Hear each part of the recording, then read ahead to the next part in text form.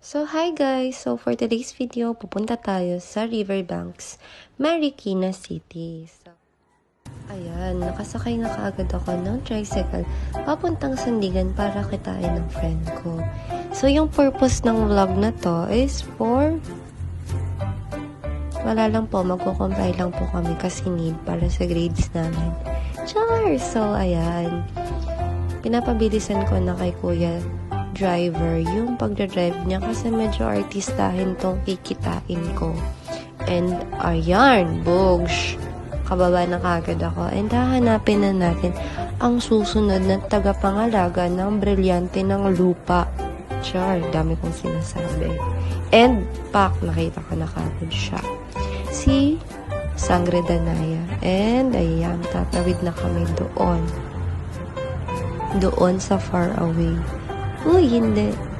And ayan, naantayin namin dito si Arabella kasi wala pa, importante siya eh. Char. So, ayan guys, padilim na nga and wala pa siya. Napapapray na ako sa mga guardian angel ko kasi wala pa siya. And ayan guys, after 333 years na pananakop ng mga Espanyol, nagkita-kita din kami. And ayan, nakasakay na kami sa jeep papuntang Santa Lucia. And ayan, bumaba na kami. And sasakay ulit kami ng jeep papuntang Marikina City. And Bogs, touchdown SM. Sa Marikina na to guys, ha. And ayan, nasa entrance na kami ng Riverbanks. And Bogs, super dami ng tao guys. And it makes sense why. Kasi ang dami ng activities na pwede nyong itry dito. And ang dami ding rides na pwede nating itry lahat. Pwedeng pang adults, pwede pang bata. And madami ding affordable. At the same time, masasarap na foods dito. And ayan, may nagsintas pang bata. So ayan, naghahanap lang kami dito ng pwede namin itry. So ayan, habang naghahanap kami ng ticket, napansin namin tong dogs ni tatay na very cute. Tingnan nyo naman guys kung gaano ka very good yung mga dogs ni tatay. Oh, diba? Ang very good. Tingnan nyo guys. Oh, for the jump. And ayan, nakabili na kami neto ng ticket guys.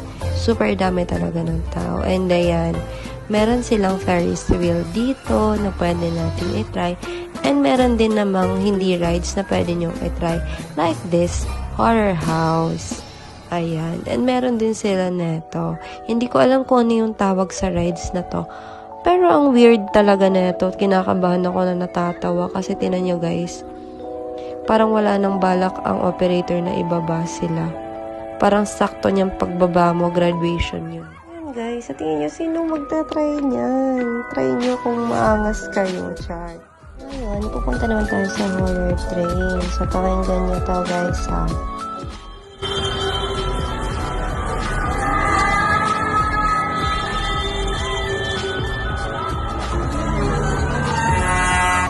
Din pala silang Vikings dito guys na pwede nyo itry.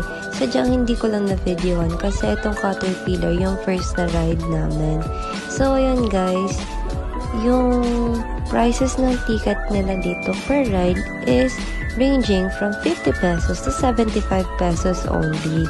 Diba? Napakamura para maka-experience ka sa mga ganitong rides. So very nice din siya guys na venue para makapag-unwind kayo. Kahit sarili nyo lang or with your friends or family. Diba? And ayan, papasok na nga po kami sa horror train. Ayan, nag-enjoy naman kami. Bearable naman yung takot namin sa horror train. And natatawa-tawa pa kami dyan kasi may sumabit. And ayan guys, kitang-kita niya talaga dyan yung tawa lang namin. Ayan, for the laugh. Ayan, diba? So, try naman nila ngayon yung Ferris wheel. Ayan, papasok na yung mga sex bomb girls. Char. So, ito naman guys, ang ticket naman ng dito sa Ferris wheel is nag-range lang ng 50 pesos for the adults and 25 pesos for the kids. And ayan guys, Bukod sa mga yan, meron pa din ibang rides na hindi ko talaga na-videohan. Like for example na lang yung Vikings. Meron din silang frisbee and so many to mention talaga guys na mga rides. And ayan, after 10 years, nakababa na din sila. And kakain na po kami. Ayan guys, makikita niya yung mga food. Seafood, pork, beef, anything you want guys, name it. Makikita niya talaga dito. And super sarap. Meron din silang sizzling zone dito na kung saan for 99 pesos lang, meron ka ng kanin, may ulam, and take note guys, only rice and only gravy pa yan. So, bali guys, sa gala namin ito, pinag-uusapan namin yan habang kumakain, is 300 to 350 yung nagastos lang namin. Ayan. So, not bad na siya guys para ma-experience namin to lahat-lahat. 'Di ba? Deserve natin lahat na minsan i-treat yung mga sarili natin.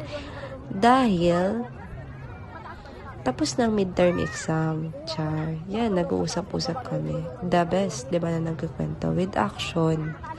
And ayan guys, makikita niyo talaga, super dami pa talaga ng tao. And mga 10:30 na to guys ha. Dagsang-dagsa pa din yung mga tao. Ayan. So ayun nga, after namin kumain, so naghanap na po kami ng spot na pwede kami makapag-picture. So ayan, naghanap-hanap lang kami. And then yan, after namin mag-picture, pauwi na kami. So yung vlog namin, tungkol lang talaga siya sa kung ano yung makikita na dito. And ayan, nasali pa si ate tuloy. And para if ever na mag-visit kayo dito, you will have ideas kung ano yung magiging dapat nyo na budget, ganun. Ayan guys, makikita nyo super dami ng mga street foods. Ay, street foods kate. And ayan, mga kasama ko. And yun guys, hindi namin na-try lahat ng mga rides, but at the same time, nag-enjoy kami. Ayan, nag-grades pa kami. And ayan, nagde-decide pa kami yan kung mag-grab kami or mag-jeep. Pauwi na kasi kami. And yung ending is nag-jeep kami. Ayan, pakinggan niyo yung music guys.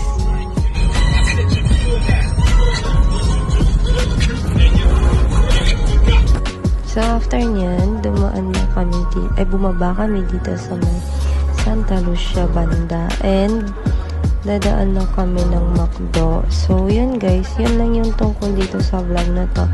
And para sa akin, mas visit talaga and suggested ko talaga mag-visit kayo sometime if may time man kayo doon with your friends or family. Ayan, so dadaan lang po kami ng McDo and then uuwi na. So, bye guys!